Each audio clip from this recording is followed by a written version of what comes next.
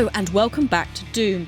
Today is all about Snapmap, the Doom map editing software. It will be available across all platforms on launch on May 13th, and you will be able to share maps across all platforms as well. So this is a two-parter video. The other half is already out and in the video description below, and that is addressing the front-facing part of Snapmap and how the games actually play. This video is specifically looking at how the map editing software works itself. How do you build a map? What does a map look like? You know, is it easy for someone who doesn't know what they're doing to pick it up and play and make something that they're relatively pleased with? The answer is yes, for those of you that don't mind spoilers. But let's kick this off by looking at the behind the scenes of the tower defense map that I showcase in the other video. We have, to start with, blueprint mode. So this allows you to move all the rooms around, it allows you to see what it's like. It also allows you to see how much space on the network you're taking up and memory, and how many objects you're still allowed to put in. I'm going to very quickly run over all of this because I'll break it down in far more detail when I'm actually making my map. But what you can see here is all the different power-ups and things like that, and all the coding required to let 4 different people independently purchase them. It's a little bit daunting. It doesn't help by the fact that the person who made this is incredibly neat, which is daunting for everyone involved, including me, because I know what mine looks like, and it looks nothing like this. You've also got this spare room, which is what I've started calling this. Round begins in 3, 2, 1. Which, as you can probably guess from me just mousing over those sounds, this is where the entire tower defense orchestration is stored, because you could have this in the same room as the tower defense, which we're going into in a sec. You could have it in here, but it would be really messy. Like, you'd struggle to see, you know, where the terminal coding is, where the barrier coding is, and whoever made this clearly knows what they're doing. Every area is very tightly organised and placed and refers to the spare room, with only the absolute essentials in the area itself, because it would be a mess and it'd be quite hard to see. So things like where the player spawns is obviously has to be physically set there. Stuff actually involving the physicality of the barriers and the hazards kind of needs to be nearby as well. Things like tying it to the terminal where you pay credits to repair the barrier, for example, would have to be done here. There's also green AI path points that are scattered all about, which obviously need to be tied into the map, because you have to tell them where to walk and what to do when you get to a barrier. Do they walk? Do they run? Do they abandon the path that they're supposed to be following if you shoot them, or do they ignore you and continue? All of that is programmed through Snapmap. But forget everything you just saw, because you're probably a little bit overwhelmed. Let's go back to square one, starting with the map. Now, what I've actually done is I've used a template here that the game provided me of a survival map. So some of the parameters for things like the AI spawn have been pre-programmed, just because I didn't trust myself at that point, and I kind of just wanted to make a pretty map. When I say pretty, I mean hellfire and brimstone.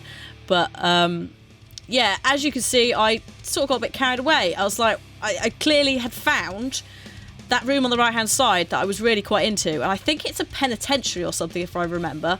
And then I found the other one. I was like, oh, I want to make them both work, so we're going to have to get me to run into one of those areas to fetch something to open something else in the other one, otherwise it feels like it's a bit of wasted space. So I'd already accidentally by then created an objective for myself, and that is my finished map. So you could start to rotate it around if you want, have a little look at it at different angles, and if you're pleased with it, you can go into it. Now you'll see it's really actually quite bare currently. There's a few bits and bobs. It's given me a door here and there, which I can start to interact with later, and we'll come back to that. But there aren't really any props scattered about. The only thing that's in place is the 4-player spawn area, because I told it I wanted that, and also some gameplay settings, which not only control the AI spawning, they also control the item spawning and how the game works in general.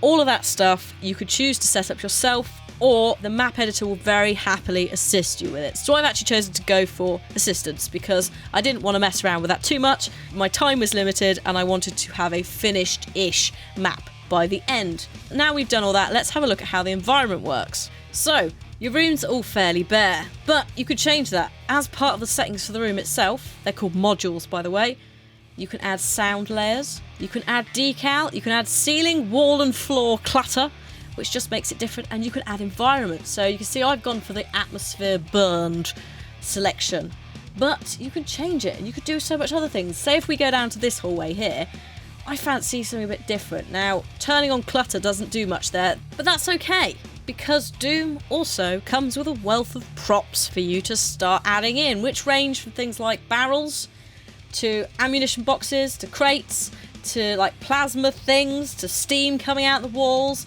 all that stuff. Here, I'm just whacking a few things down to try and populate the map a little bit. Just, you know, give it a bit of flavour, make it feel a little bit less empty, give it some life, you know?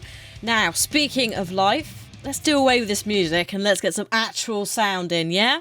So alongside the wealth of props, there's also an array of ambient sound that you can put in all the rooms and stuff, but there's also a catalogue of original music. Yes, original. And you could tie it to whatever the heck you want in your map.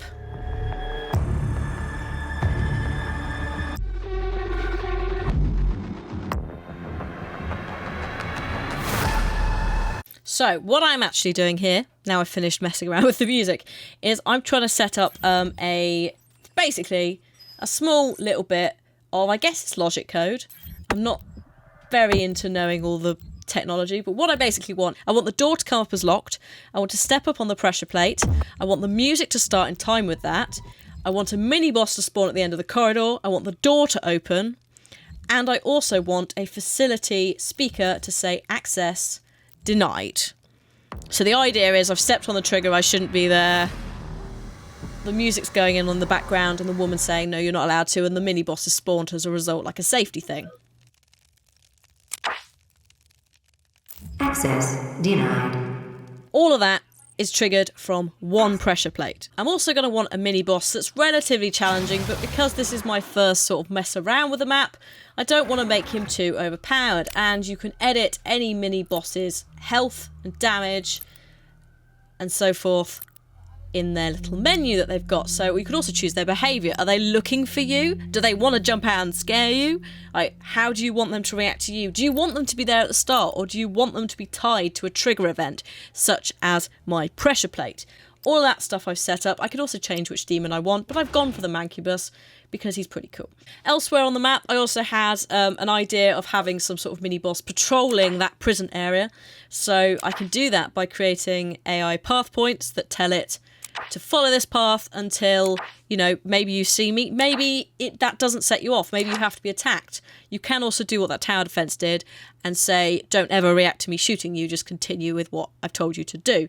So they are completely controllable and you can set them to do what you want them to do. What I'm doing here is I'm now connecting all the paths up so it will do this grand circuit. Now I have got a Baron in front of me here, but I will end up choosing a Revenant. But the path system is so simple. You basically pick your Baron up and then you put him down again. And that's it. He's on the path. That's all you need to do. You can also change other things, like do they walk or run the path? Do you want them to leave the path if you engage in combat with them? Which I have said yes to him. As I said, I do change him out for a Revenant, which is the skeleton guy with guns. Mainly because I was a bit worried that I'd die and I was recording it and I had limited time and I wanted to do a successful run. Poor Revenant. You'll see in a minute what happened to him. The objective that you need to know is that I need to get a power core from the prison where the Revenant lives, or the ex-Baron of Hell lives, and I need to get it to the power core supply, which is in another room of the map. To give you my final impression on the Snapmap feature, I was really pleasantly surprised by this. I thought I was going to walk into it and make a total mess out of it. In reality, I made a map. It's not a great one, and I only made it in an hour. Like, had I more time, it could have been amazing. But the fact that that is a possibility is really, really promising, because it means that not only are you going to have like the veterans of map making coming in and doing amazing things like the tower defense map, but it also means that brand new people to map making have actually quite a nice interface to work with that's really quite friendly. Because, you know, I never thought I'd be making a map that would actually work, and I never thought I'd be at the point within that map where I could go, I know why that didn't work, and go back and fix it. So I don't know about you guys, but I am super excited for Doom on launch, because now it's also got Snapmap 2, and I cannot wait to get stuck in. Please do have a look at the multiplayer video and the other Snapmap if you haven't already. Please do like and send to your friends if any of them want to get on the Doom train with me. And don't forget to fight like hell on May 13th. Flawless. Thanks for watching. Bye!